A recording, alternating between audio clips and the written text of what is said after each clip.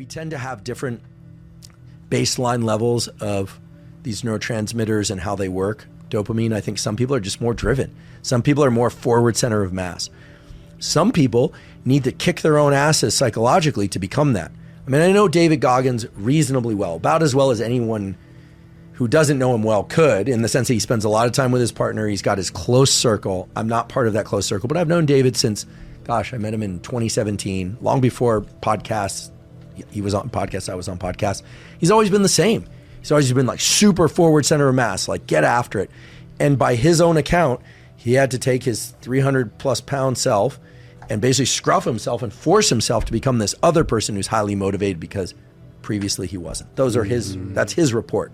So you can intervene in the self and become like that. I also think there is a very beautiful relationship between physical activity and psychological forward motion. When you are pushing into the morning, like, all right, get up. It's so tempting for many of us, myself included, like start scrolling in bed. Don't do it. Get out of bed. If you need more rest, do a non-sleep deep rest, go back to sleep, whatever. But then get out of bed, use the bathroom, get outside, drink some water, skip some rope, do some push-ups, swing your limbs, whatever. Get into forward center of mass. And then try and avoid passive activities that just waste your life. It's fun to get on Instagram and kind of answer a few things, but then like get out and go do something. Check in with friends in the morning. Like when you start doing these things that are physical forward center of mass, you start noticing you have more energy to do that, and then settling down and stopping becomes more challenging. Like when I went on Jocko's podcast, we went the first time 5.5 hours. He came on my podcast 5 hours. The other day I did a podcast with Lane Norton, who's like the guy in nutrition and training. There's a ton of energy, and we went 6 hours. But I'm basically, it might surprise you, I'm a pretty mellow guy. Drink a lot of caffeine, be alert. I sleep well at night. And there's days when I feel lazy. Yeah. So am I an addictive personality? I don't know. But once I get fixated on something, I'm highly fixated. I have to remind myself to enjoy the process. Some people, again, I don't know what his inner landscape is like, but some people are more Ray Barbie about it, right? Carl Watson seems like a happy dude. I'm sure he has his down days. But there's some people that are always doing things. They're always kind of cheerful and going. Those are fun people to be around because it's very motivating to be around people who are motivated and are happy in the process. It's kind of annoying or difficult to be around people who are yeah, but, you got to stop and smell the roses every once in a while. But sometimes the roses are forward movement. It's not about just basking in what you have. So, it takes all forms. We're a lot like dogs. Some dogs are like, and other dogs are like my dog, my old bulldog. I'm probably going to get another one soon. They just like chill. Yeah. Just like, why move? Like it's great right here. So I think know who you are, and then kind of, I would say it's wise. I think you can create a much better life for yourself and people close to you by being a little bit more forward center of mass around a few key pursuits, and around the rest of the stuff, just like chill. That's my advice. Other guys have lost a lot of weight, and women have lost a lot of weight the following way. I just give the following instruction. Just say, you can eat meat, fish, eggs, fruit, and vegetables. You're not going to eat bread, pasta, rice, tortillas, anything else. If it's not in that short list, water, coffee, or tea are fine. You're not eating it. Now that, then people always start the negotiations. Like, well, can I have salsa? Okay, well, salsa's tomatoes. Yeah, I guess if it doesn't have sugar in it, okay. But how about just like eggs for breakfast and some fruit? How about a ribeye steak for dinner and a salad? Or 2 ribeye steaks. I don't care if you eat 2 ribeye steaks. Most people don't want 2 ribeye steaks. What you find is that people who've been eating a lot of processed foods and excess carbohydrates and fats together, when they switch to eating meat, fish, eggs, vegetables, and fruit, and nothing else, except, of course, drinking enough water, coffee. No, you're not drinking alcohol. No, you're not drinking milk, etc. What you find is they lose a lot of fat very, very quickly, very fast, mostly because they bring their caloric intake down below what they need each day in terms of their activity. They're in a caloric deficit, as it's called, but they're very sated. Protein is very satiating. You have a ribeye steak, you don't really want a second, but you could have a second one and a salad and you're good. then watch. You eat one bite of pasta or bread, and all of a sudden you're hungry for more of that. And this has to do with the way that carbohydrates impact our appetite. I'm not demonizing carbohydrates. This is not a ketogenic diet. But what you find is, and Jacob will attest, that they lose 10 pounds in the first week. Some of that's water weight, but that gets them headed in the right direction. And then, of course, they should also walk if you can't do cardiovascular exercise like running or biking or skateboarding or whatever. They should walk a lot. Everyone should probably walk a lot, unless you're pushing a lot, skateboarding around a lot, or cycling a lot or something. Then they start exercising a little bit, and then they start doing some resistance training, and they start realizing, whoa, like this is quote unquote easy. And they're recovering from exercise, and they're sleeping better, and they're feeling better, and everything is better. Libido is better, mood is better. It's like, whoa. And they go like, how come everybody doesn't know about this? Well, it's not like a specific diet that you could market. I don't even know what you would call it. And again, I have nothing vested in this. There's no book about this, but there must be a dozen or more people that I've handed this idea off to directly that have lost, and again, anywhere from probably 20 to, in Mike's case, 60 pounds and kept it off for years. Now, Chris Ray did this recently. He was like, I want to get in shape. I'm feeling kind of heavy. So Chris is a naturally strong guy. He's got thick joints. He's got a lot of natural muscle build there. So he immediately started going to the gym as well. But when we were in Australia on tour, I was like, here's what you can eat. And I told him those food groups. That guy lost like 30 pounds in 2 months. He also lifts. We have to like restrict his lifting because he'll go to the gym like twice a day, every day. This is a guy where if you have an appointment to start filming at 9 a.m., he's there at 6, like waiting outside. You're like, by the way, phenomenal skateboard. He's won all sorts of awards. He's the best. Yeah. And he wins the award of just being an awesome filmer, an amazing guy. He's great. And he was over this morning doing the sauna and cold plunge. When he's in, he's all in. Yeah. But he started eating this way too. And then he has an interesting story that he told me I could share, where one day he decided to cheat. So he had all this like pizza and ice cream, and he just threw it up. And it kind of tasted, some people, like Jacob has told me, when he's like, oh, I really miss, after he lost a bunch of weight, he's like, I really miss whatever it was. I don't know, sandwiches. He likes hoagies and stuff like that. I've known Jacob since we were kids. So, and he's always liked snack food. So I was like, go for it, try it. And he did it, and he was like, ugh. It tasted terrible. And I'm like, exactly. First bite feels okay, and then you're craving it, but you don't actually want that. It's some brain thing that we don't quite yet understand. And when you start eating clean in that way, of the meat, fish, fruits, vegetables kind of thing, you start to develop a really nice relationship between taste, calories, satiety, and nutrients. And you're eating high nutrient food, meat, fruit, and vegetables, super high nutrient food. And he's like, it's just transformed his life. And I don't take credit for this. This is well known for ages. It's just that people are always like, oh, I'm going to do this diet, or I'm going to do that diet, or what supplement should I take? It's like the supplement you should take is stop eating processed foods and highly processed foods, start moving more, start eating really great quality protein and fruits and vegetables, and you're going to feel like $1 million. And there it is. And he probably is putting years on his life now. And so the discussion around longevity and all this stuff, it's like, sure, there's stuff. We could talk about NMN, and we could talk about PRP, and we could talk about Brian Johnson and all the stuff he's doing to live forever. And, but if you do the right things consistently, like 80% of the time, you are going to get outsized positive benefits. Yeah, so you need a stance, like a life stance. And for me, it's, I have very close friends and family, people that I love, and that love me. So that's like, the circle is really small. That foundation is real. Yeah, that foundation is real, right? Mm-hmm. And so I'm very blessed to have that. And I've worked hard at it. And I put a lot of work into it. I check in with people in the morning. I do it out of love. I like to think they do it out of love for me. So my foundation is that, right? It's not the podcast. I love the podcast. I love my work. But I have that, people that really know me, that I feel safety and acceptance with, and that I hope that they feel safe and accepted with me. That's the key. Mm-hmm. You don't need many of those people, but you need a few. And if you don't have them, you need to put some work into building them. Those few are really going to tell you how it is. Yes. Yeah. How it is, and I just can rely on them. I've got people that I love, and I love them. I've got things that I love doing. Like getting that morning sunlight for me is more about, just touching in with life. I think like anybody, my mind can start drifting into the past, things that have happened, good and bad.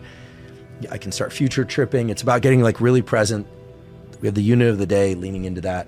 You know, some of the best advice I ever got recently was, you know, wake up and just think, what can I do to make today a little bit better for me and for the people around me and for the world? Just that.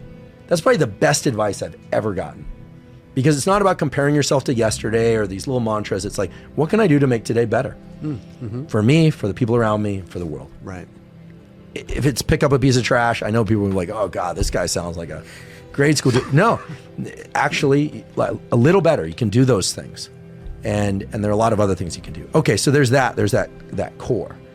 Then there's the work and the fact that the work is public facing. And I do believe, because it's zero cost, because it's science-based, and because 90% of what I talk about are do's and don'ts that are behaviors. You don't have to purchase anything to do them.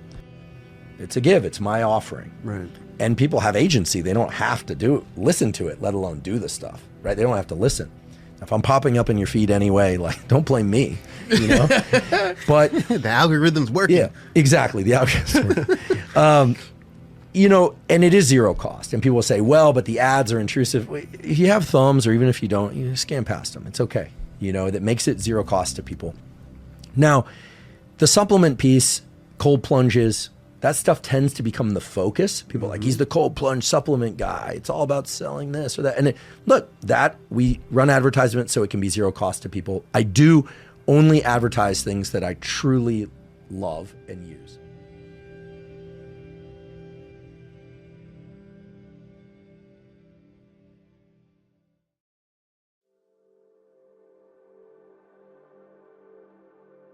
Okay, so the anterior mid-cingulate cortex, for those of you that may not have seen the episode on willpower and tenacity, but even if you have, is a region of the brain that is involved in leaning into difficult challenges of all kinds. This is an area of the brain that gets larger when we embrace effort that leads to a bit of internal anxiety, but it's something that's good for us, an adaptive thing. And this is an area of the brain that gets smaller when we don't engage in challenging endeavors. Now, we need to define challenging endeavors very specifically. Challenging endeavors that stimulate the growth of the anterior mid-cingulate cortex are challenging endeavors that we would prefer not to do. We may want the end goal, right? So we may want the consequence of the exercise, the consequence of the learning, the consequence of whatever the challenge is, but that the challenge itself feels uncomfortable. And here, of course, we want it to be uncomfortable but safe challenges is what's going to grow the anterior mid-cingulate cortex. Now, another thing about the anterior mid-cingulate cortex that's important is that for people that end up being successful dieters, successful pursuit of fitness, for people that complete a degree or finish an exam or things of that sort, the anterior mid-cingulate cortex gets bigger. For people that fail to do the work required to prepare, so the preparation, that is, the anterior mid-cingulate cortex actually shows a bit of atrophy. So the anterior mid-cingulate cortex is an anatomical and neural reflection of willpower and tenacity. And I think what people get wrong over and over about these sorts of findings is that the anterior mid-cingulate cortex is really responding to a variety of inputs, as a lot of different inputs and outputs. We know that based on neural circuit tracing, but it absolutely responds best to things that feel like that they are indeed difficult, that they are a challenge. So if you're like me and you enjoy certain forms of exercise and it's just pure bliss for you the whole way through, that's not going to grow your anterior mid-cingulate cortex. However, if you add a bit of, let's say, higher intensity work, like I like doing a long run or hike on Sundays. I don't do sprints too often at the end of that. But if I were to do a couple hill sprints at the end and I really was like, oh, this is rough, this sucks, that's actually the sort of thing that's going to stimulate the anterior mid-cingulate cortex. The anterior mid-cingulate cortex, since Carolyn, you asked about studies, was actually discovered in cases where people were stimulating this brain area, and the subjects, these were people receiving neurosurgery for other reasons, reported feeling like something was impending, not impending doom, but there was some challenge, like they were going to head into a storm, something challenging was coming. But the other subjective feeling that they reported was feeling like they could lean into it, like they're ready for it. They were ready to meet that challenge. So what you're looking for when you are interested in growing your anterior mid-cingulate cortex, and I'll tell you why that's a good thing to do, is you're looking for that feeling of leaning into challenge, that friction. If something's too easy or it's too delightful, that's not going to contribute to your anterior mid-cingulate cortex function and growth. It might contribute to other things, indeed it will, and life isn't all about leaning into challenge, but why would you want to stimulate your anterior mid-cingulate cortex in this way? And by the way, those challenges can come from physical endeavors, it can come from language learning, it can come from a hard conversation that you've been putting off that's hard for you to have. Lord knows we all have those aspects of our lives, the things that we're putting off or that are hard for us or that feel difficult. Again, keep these endeavors safe. Never want to do anything that would damage your mental health or physical health. But leaning into challenge in that way does seem to activate and grow the anterior mid-cingulate cortex. Now, the advantage of that is that there are studies, showing that the so-called superagers, I don't like that name so much. It's a bit of a misnomer. They call them superagers, but they really should be called super non-agers, because these are people who seem to maintain healthy cognitive function much longer than most individuals. Their memory, their IQ remains stable into their much, much later decades of their life, or even improves over time. And then the correlation, and again, this is correlation, but these people's anterior mid-cingulate cortex does not atrophy. And in general, what the studies point to, and there still needs to be more data collected on this, is that these people are regularly engaging in things that are hard for them and challenging, and they've embraced that challenge. So lots to say about anterior mid-cingulate cortex, but I think that grabs the top contour. And I'm a big fan of trying to do something difficult, at least one thing, ideally every week, and perhaps even every day, a little bit. It doesn't take much, maybe even just 5 minutes. It's that friction, that feeling of, I don't want to do this, I can't do this, and then continuing to practice or continuing to lean into that challenge safely, of course, that is going to grow that anterior mid-cingulate cortex. And I just think that's amazing, right? We hear so much about brain atrophy and memory loss and et cetera, as we get older. A lot of data now about how to preserve healthy physical function. Here we're really talking about how to maintain healthy cognitive function, and the anterior mid-cingulate cortex seems to be a barometer of how well we are doing that.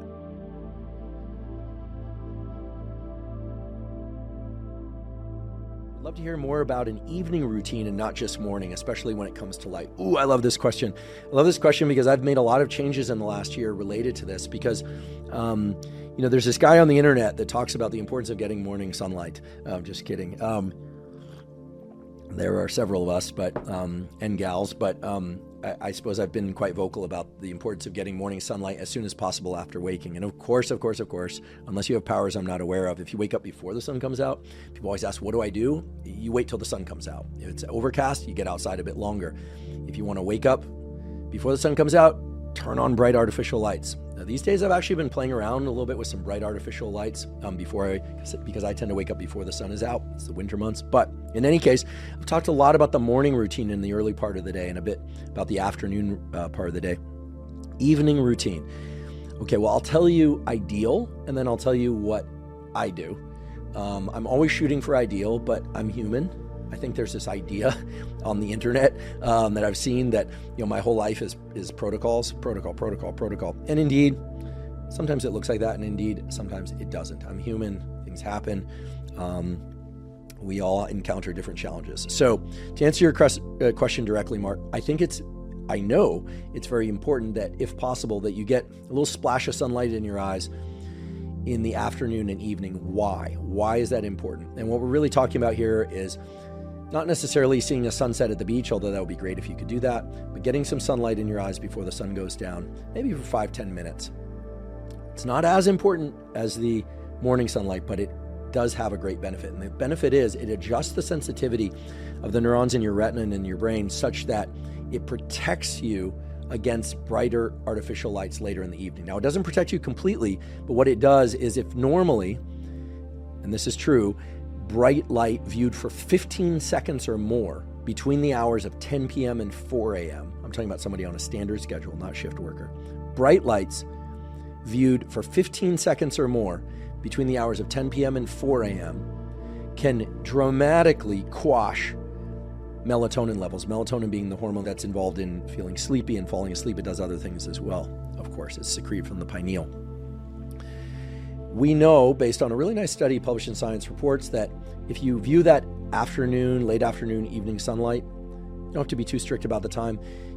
Pop your sunglasses off, as long as you can do that safely. Get some sunlight in your eyes, or if you can't look directly at the sun, and by the way, never stare directly at the sun, at least getting some daylight in your eyes before the sun goes down.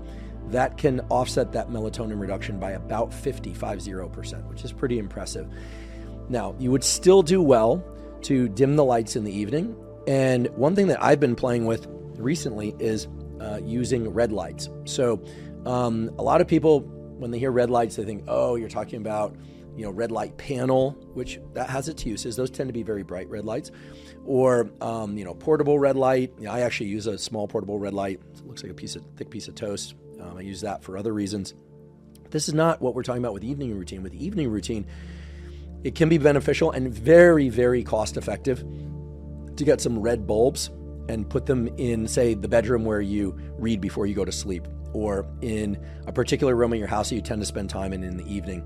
It makes for a nice mellow feel, but it also does several other things. First of all, if they're the correct red bulbs, and I'll mention the ones that I've been using in a moment, they eliminate all the blue wavelengths that tend to be stimulating for what we call the noradrenergic system. So adrenaline, noradrenaline, cortisol, etc. Indeed, there's a study that shows that when shift workers who have to be up at night use red lights of the type that I'm describing, when they work under red light, they have less of a cortisol increase than were they to work under standard fluorescent lights or even standard LED lights.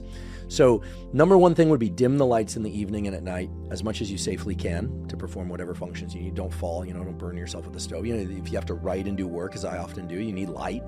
But to the extent that you can shift to red lights, that can be helpful. And many people, and myself included, find that you get sleepier when you do that. So I might just do this for the last hour of the evening, even if I'm up till 10 or 11. Or if I do it earlier, then I tend to get really sleepy. But those red lights, I have a little lamp above my bed. I'll do that if I'm going to read in bed.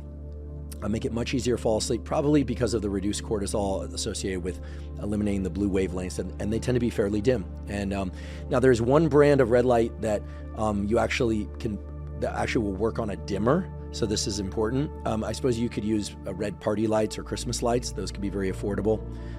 Some people do that, but it's kind of festive feel in the room. Other people, like myself, will use a red light that's dimmable. I want to mention that what I'm about to say, I don't have any financial relationship to this company in terms of the bulbs. Red light panels are different. I use the Juve. I use Juve type, but for red lights that, for the purpose I'm talking about, that would go into a standard lamp and that you dim, where it has a very different purpose, right? The red light panels have a very different purpose than red bulbs that you would put into a standard light fixture. The dimmable ones are called, you can find them as red light and just put BON. It's the technical name of the company is, sorry, forgive me for Googling this now. Yeah, it's a BON charge, B-O-N, separate word charge. And those are dimmable and they have the proper wavelength. So that's what I use. They're not super cheap, but they're not expensive either in comparison to most red light therapies or something. So we're not talking about red light therapy. We're talking about reducing the overall amount of blue light in your environment, et cetera. Now, for many people who don't want to purchase something new, and again, I have no financial relationship to BON charge. So I don't glean anything. I buy them with my own money. And I just have one or two of them and I dim the lights. Even those red lights I dim while I'm reading at night and then fall asleep.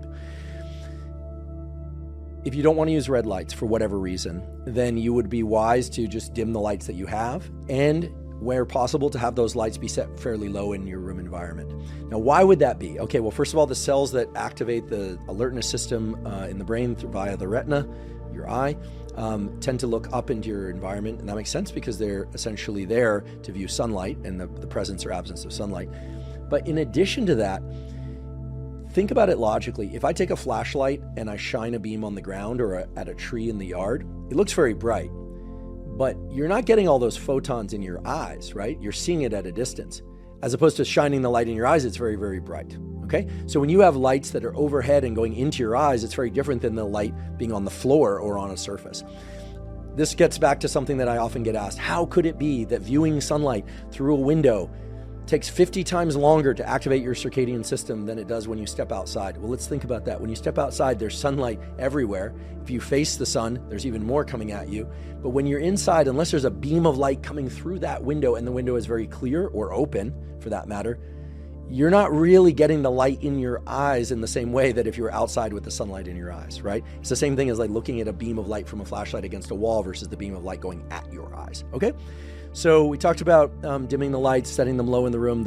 It's not red light therapy, but changing over to red lights. Upon charge is probably just one of many out there. I've seen it done pretty nicely with just somebody, people grab red party lights, go on whatever your favorite search engine sales site, red lights, and you could do that. That's going to be better than any blue lights. And then if you're going to be on your screens, here's what I suggest. There's a shortcut function in your phone where you can triple click to switch your phone over to eliminate all the blues. This is very different than just using the nighttime function. Very different. And I think we should probably put out a video on how to do this. But what you do is you go into the accessibility function on your phone, you go into color filters, and then you drag down the blues. But that's not how your phone is going to be set all day, because then you don't see anything that's in blue. But you can introduce a triple click function. I'll put out a clip soon on how to do that. And so when I go to sleep at night or in the evening, what I'll do is I'll triple click and I'll switch my phone over to red only. And that's completely zero cost, by the way. It doesn't cost anything. And then in the morning when I wake up, I click, click, click, and turn on, although I try and get the sunlight in my eyes before I look at my phone.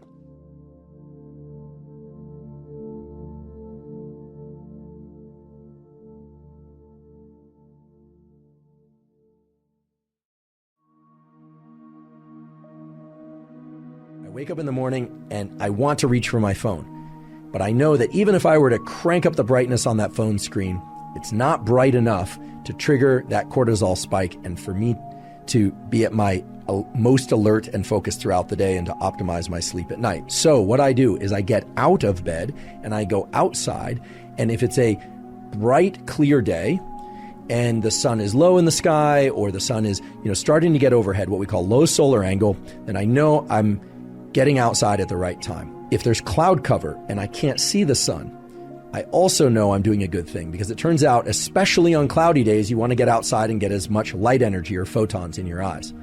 But let's say it's a very clear day and I can see where the sun is. I do not need to stare directly into the sun.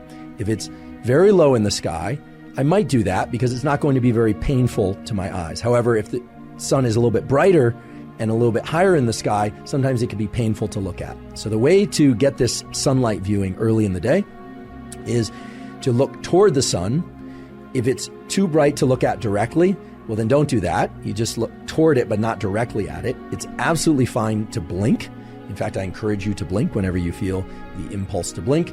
Never look at any light, sunlight or otherwise, that's so bright that it's painful to look at because you can damage your eyes. But for this morning sunlight viewing, it's best to not wear sunglasses. That's right, to not wear sunglasses, at least for this morning sunlight viewing. It is absolutely fine to wear eyeglasses or contact lenses, so-called corrective lenses. In fact, those will serve you well in this practice or this tool, because they will focus the light onto your neural retina and onto those melanopsin intrinsically photosensitive ganglion cells. If your eyeglasses or contact lenses have UV protection, that's okay. There's so many different wavelengths of light coming from the sun, and they are bright enough that they will trigger the mechanisms that you want triggered at this early time of day. So try and get outside, ideally within the first 5 minutes of waking, or maybe it's 15 minutes, but certainly within the first hour after waking. I want to share with you 3 critical things about this tool of morning sunlight viewing. First of all, this is not some woo biology thing. This is grounded in the core of our physiology. There are literally hundreds, if not thousands, of quality peer-reviewed papers showing that light viewing early in the day is the most powerful stimulus for wakefulness throughout the day, and it has a powerful positive impact on your ability to fall and stay asleep at night. So this is really the foundational power tool for ensuring a great night's sleep and for feeling more awake during the day. Second of all, if you wake up before the sun is out, you can and probably should flip on artificial lights in your internal home environment or apartment or wherever you happen to live, if your goal is to be awake. Right? If you wake up at 4 a.m. and you need to be awake, well, then turn on artificial lights.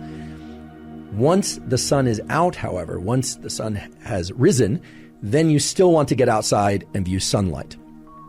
Some of you will wake up before the sun comes out, and if you're asking whether or not turning on artificial lights can replace sunlight at those hours, unfortunately, the answer is no. Unless you have a very special light, we'll talk about what kind of light.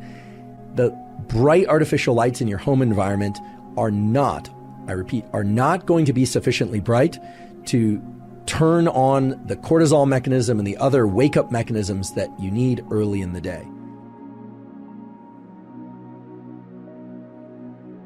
The diabolical twist, however, is that those lights in your home or apartment or even on your phone are bright enough to disrupt your sleep if you look at them too late at night or in the middle of the night.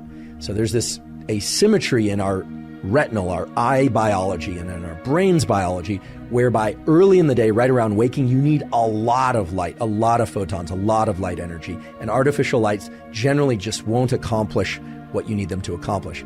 But at night, even a little bit of artificial light can really mess up your so-called circadian, your 24-hour clocks, and all these mechanisms that we're talking about. So if you wake up before the sun is out and it's still dark, please turn on as many bright artificial lights as you possibly can or need, but then get outside once the sun is out. On cloudy days, you especially need to get outside. I repeat, on cloudy days, overcast days, you especially need to get outside and get sunlight. You just need to get more of it. Now, how much light and how much light viewing do you need? This is going to vary depending on person and place, I mean, literally where you live on Earth, whether or not there's a lot of tree cover, whether or not you're somebody who has sensitive eyes or less sensitive eyes. It's really impossible for me to give an absolute prescriptive, but we can give some general guidelines. In general, on a clear day, meaning no cloud cover or minimal cloud cover, you want to get this sunlight exposure to your eyes for about 5 minutes or so. Could be 3 minutes one day, could be 7 minutes the next day, about 5 minutes. On a day where there's cloud cover, so the sun is just peeking through the clouds or it's more dense cloud cover, you want to get about 10 minutes of sunlight exposure to your eyes early in the day. And on days that are really densely overcast or maybe even are rainy, you're going to want to get as much as 20 or 30 minutes of sunlight exposure. Another key thing is do not forget about, just don't try and get this sunlight exposure through a car or a window, whether or not it's tinted or otherwise. It takes far too long. It's simply not going to trigger the relevant mechanisms. You would be standing there all day trying to get enough light into your eyes from the morning sunlight, and by then, the sun will have already moved from low solar angle to overhead, and it simply won't work for all sorts of mechanisms related to your circadian rhythm functions. So just don't try and do it through a windshield, sunglasses, or a window. It's just not going to work. Get outside. If the weather is really bad or for whatever reason, safety reasons, you cannot get outside, well then I suppose try and get near a window. That would be the last resort. But you really want to get outside to get the sunlight exposure.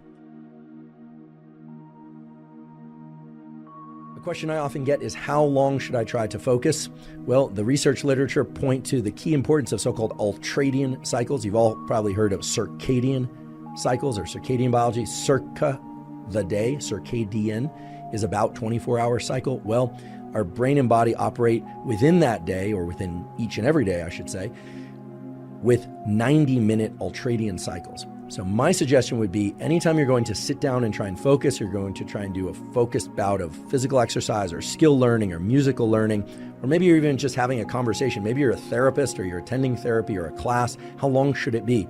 And the ideal duration is about 90 minutes. Not exactly 90 minutes, but we can reliably say 90 minutes or less. Okay, it doesn't have to be the full 90 minutes, but trying to push yourself to be able to drop into 2 hours of focus or 3 hours of focus while possible is not really in line with what we know about the underlying biology. Everything from our sleep states, or the different stages of sleep, and our waking states is divided into these 90-minute cycles, or so-called ultradian cycles. So what I like to do is set a timer for 90 minutes. I acknowledge and accept the fact that under most conditions, unless I'm really pressed for a deadline and I'm optimally caffeinated, etc., the first 5 to 10 minutes of that 90 minutes are a transition time. It's like the warm-up for focus, but I do include it in that 90 minutes. And then I really try and drop into doing focused mental work or learning of some sort. Again, this could be physical as well, motor skill learning, or I think we're running or lifting weights, etc., and really try and drop into that across the full 90 minutes. Again, accepting the fact, okay, it's not just an idea, the fact that occasionally our focus will flicker.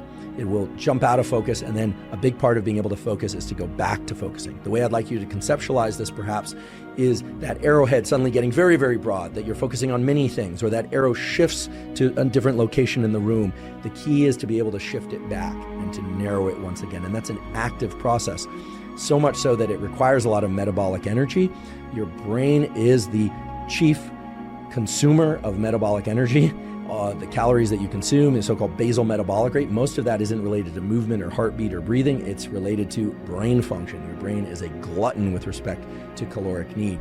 So understand that at the end of 90 minutes, or maybe even after 45 minutes, you might feel rather tired or even exhausted. And it's very important that after a bout of focus, that you take at least 10 minutes and ideally as long as 30 minutes and go through what I call deliberate defocus. You really want to focus on somewhat menial tasks or things that really don't require a ton of your concentration. This is starting to become a little bit of a movement out there in the kind of pop psychology and optimization world, this idea of not looking at your phone as you walk down the hall to the bathroom, certainly not looking at your phone in the bathroom. And I should mention, by the way, this is a particular annoyance of mine. Have you noticed that wait times for restrooms in public places has increased substantially in the last 10 years? Reason for that is not digestive, okay? It's not the gut microbiome. I mean, it might be the gut microbiome, but chances are it's because people are on their phones in the bathroom. So you're doing yourself and everybody else a favor by staying off your phone in the restroom, staying off your phone while walking down the hall. Try and give yourself some time to deliberately decompress, to let your mental states idle, to not be focused on any one thing. That period of idling is essential for your ability to focus, much in the same way that rest between sets of resistance training or rest between exercise is vital to being able to focus and perform during the actual sets or during the actual bouts of running or cycling or whatever your particular form of exercise might be. So deliberate decompression is key. And I know this is hard because we're all being drawn in by the incredible, rich array of sensory information available on our phones and other devices. But I can't emphasize this enough. Our ability to focus is not just related to what happens during the entry and movement through those focus bouts, but after those focus bouts, we really need to deliberately decompress. And of course, the ultimate decompress, the time in which we are not directing our thinking and our action, is during sleep. And so it's no wonder, or I should say it holds together logically, that deep, long-lasting duration of not controlling where our mind is at is in fact the ultimate form of restoration, even if we have very intense dreams.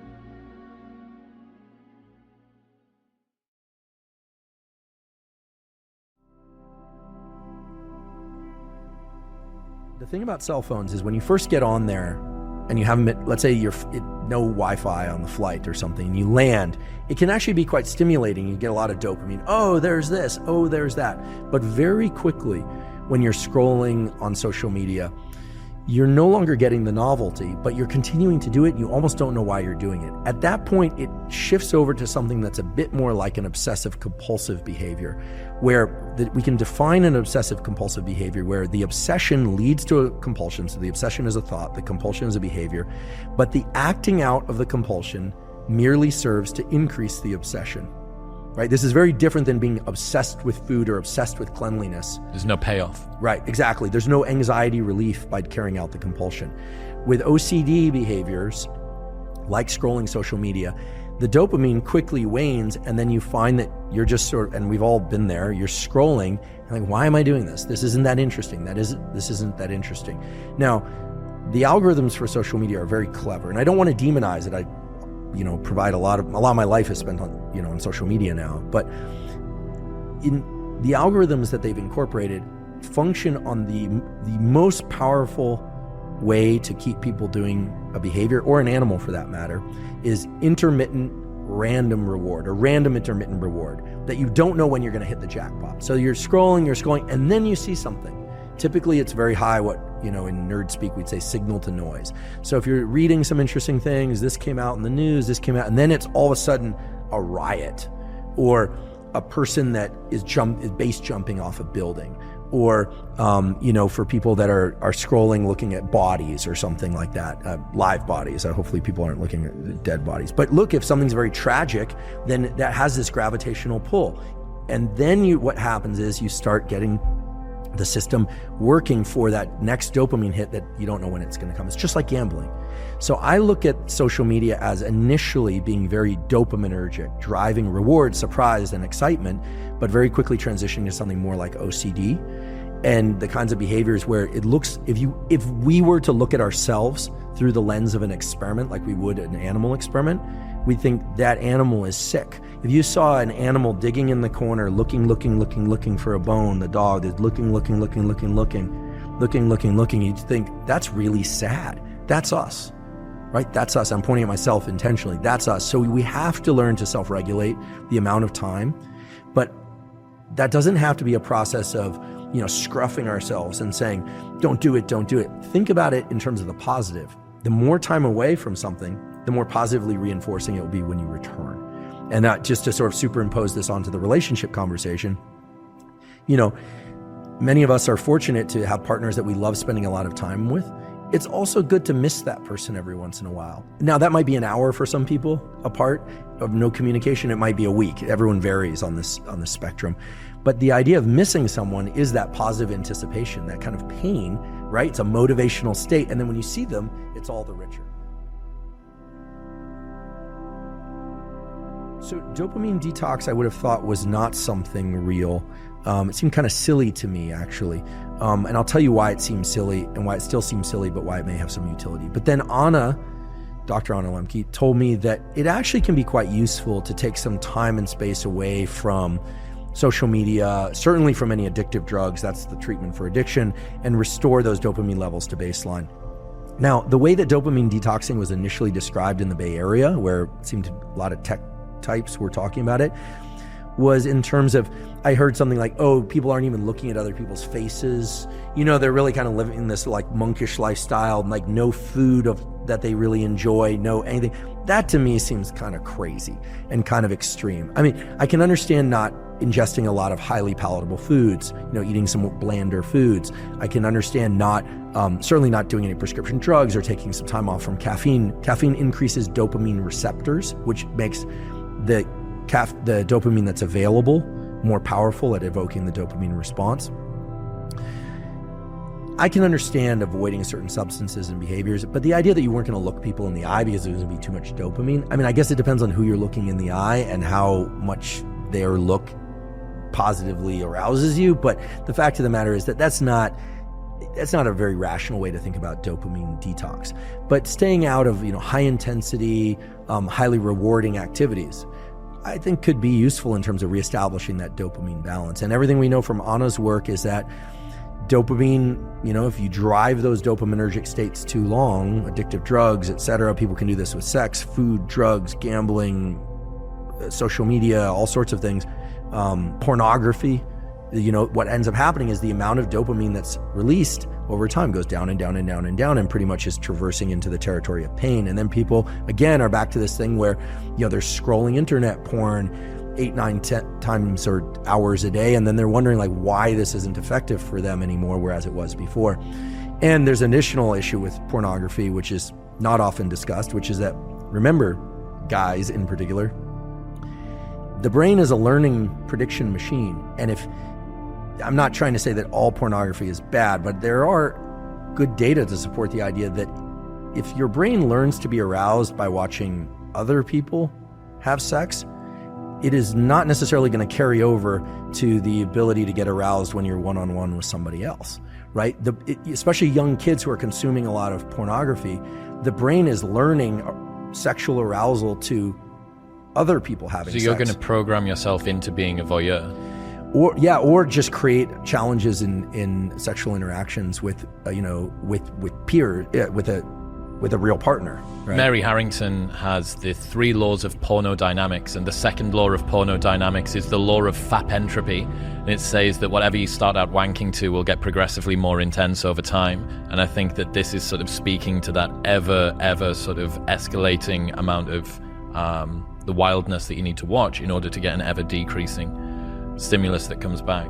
Yeah, and here I'm approaching this only through the lens of biology, right? I'm not a psychologist, and I'm certainly not political in any way. At least not. I have ideas about politics, but I just don't discuss them publicly. But the idea here is that I'm not saying pornography as a stimulus is bad or good. What I'm saying is it, in its availability and its extreme forms, it's a very potent stimulus, and very potent stimuli of any kind, extremely palatable food, extreme pornography, extreme experiences like bungee cord jumping, those set a threshold for dopamine release. And Anna will tell you that, and I'm sure she did, that the higher the dopamine peak, the bigger the drop afterwards. And it's not that you drop to baseline, you drop below baseline. So again, it's not, these things aren't good or bad, they just have to be controlled in a way, because when people are pursuing dopamine peaks over and over and over and they aren't getting them, typically it's because they've been pursuing that activity far too often. The key thing here is that, and this is the beauty of the dopamine system, just like the stress system is generic, the fear system is generic, it's designed for a bunch of different scenarios. The motivation system is also generic. It can be to achieve the next lamppost as a milestone, or it can be 5 miles as the next milestone. You get to control that.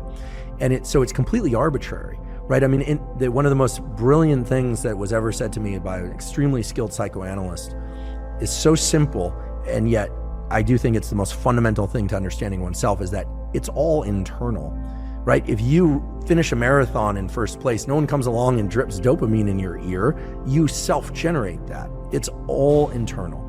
It's all about your internal representation. Now, that doesn't mean that there aren't good and bad events in life, but the fact of the matter is that if you set the next milestone as just outside the distance of what you're comfortable with, and you make it there, if you allow yourself a moment to register that win, you get energy to then set the next milestone and achieve it. That energy is dopamine converted into epinephrine, into adrenaline.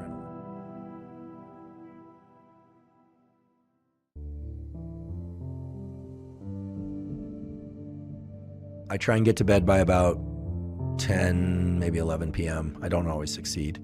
I wake up around 6 a.m. or so. If I don't sleep enough or I don't feel rested, I'll do a 10 to 20 minute, maybe 30 minute NSDR or Yoga Nidra. I get up, I like to hydrate. First thing I try and do is drink 16 to 32 ounces of water. I like just hydrate in the morning.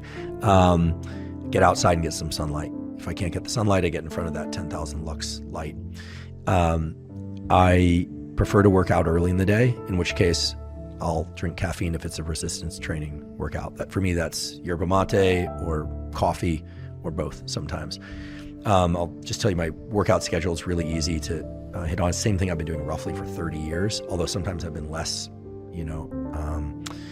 focused on it and let it lapse a bit here and there. So first day of the week, for me, it falls on a Monday, but it could be any day. I train my legs, calves, hamstrings, quads. I'm a big believer in glute ham raises, hack squats, leg curls, leg extensions, calf raises. Just keep the lower body strong, keep the posterior chain strong. There are a bunch of different ways to do this. One can do it with kettlebell swings or deadlifts, but those are the things that work well for me and that I can consistently add load or other ways of increasing intensity without getting hurt. Okay, knock on wood. The whole thing takes about an hour. Next day is a rest day, typically after leg day, and I'll try and do, don't always do, but some deliberate heat and deliberate cold exposure. In an ideal world, it's 20 minutes of sauna, 3 to 5 minutes of cold, 20 minutes of sauna, 3 to 5 minutes of cold, 20 minutes of sauna, 3 to 5 minutes of cold. And yes, I finish with a warm shower because I'm a human being, and I like that. And I will listen to podcasts or books or something while I do it, and helps my recovery. It's also just thermal training. It has all the benefits of sauna and cold, and I like to do it on that day. The next day, I'll do typically a run, a 25 or 30 minute run at a kind of faster pace. So where I'm, breathing hard for most of it, but it's not all out, maybe 85% of effort. And that's it. The next day I train my torso.